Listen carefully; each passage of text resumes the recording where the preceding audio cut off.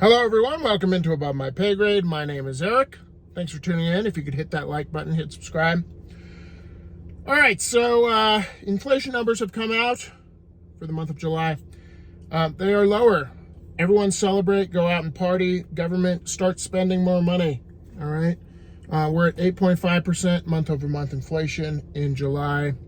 And June it was 9.1. Since we're at 8.5 now, it means we will go down forever. You catch my sarcasm. Not so much. Inflation, if you look at it historically, does this. And oftentimes when it goes down, government breathes a sigh of relief. They're like, woo! Oh, finally, we passed.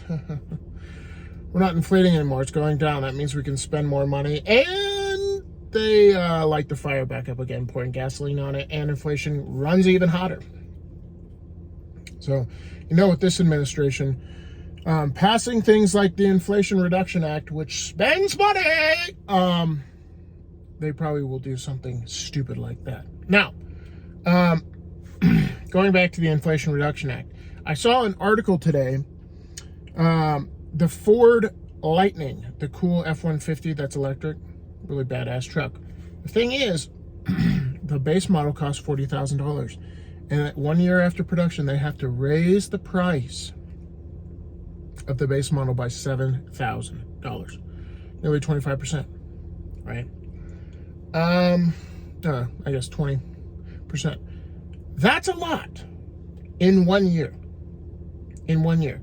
That's just because they don't make these prices willy-nilly. They don't go, oh yeah, what do we want to charge for the base model? 40 grand. Yeah, sure. Material costs have gone up $7,000. Just material costs for the battery, for the Ford Lightning.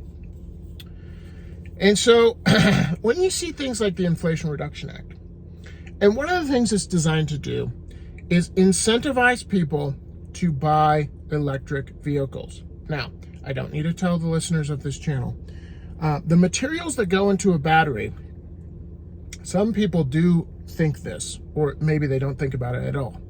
But the materials that go into a battery don't just fall into a battery. You have to go into the earth and mine them. And the things you mine them with run off of fossil fuels. So anyways, energy is life. Going back to this, I've said this 1,000 times. Making these batteries costs a lot of fossil fuels, emits a lot of greenhouse gases, and it costs a lot of money. So the government's going to give you, a brand new Tesla costs like 50 grand, the base model.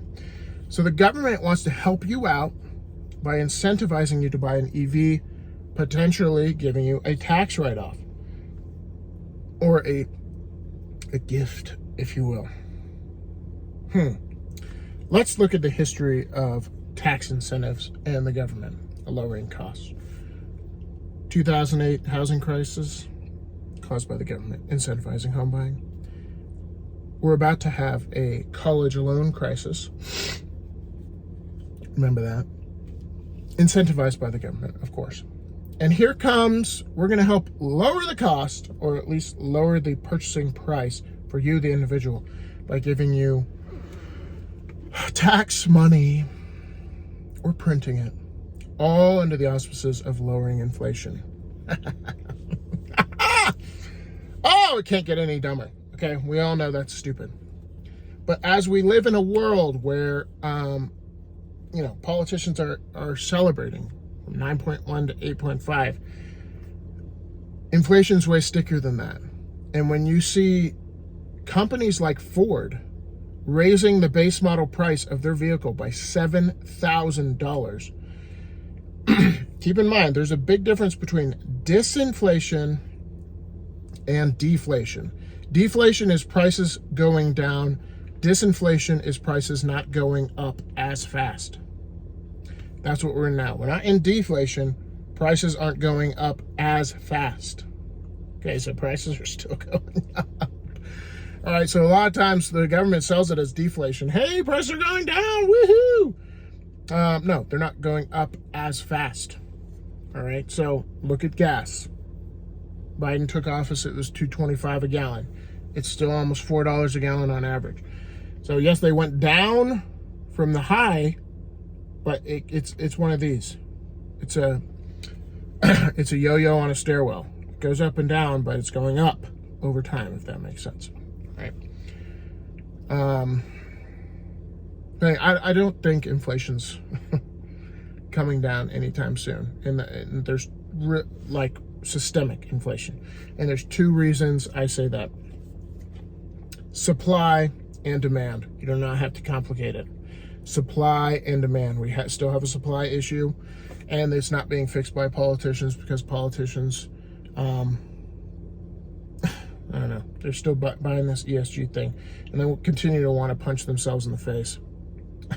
I don't know why, but eventually voters are going to get so pissed because the consequences of this ESG stuff is going to be very dire, in my humble opinion. I'll link that that article about the Ford Lightning truck. But this kind of systemic inflation, like prices not going down, it's here to stay.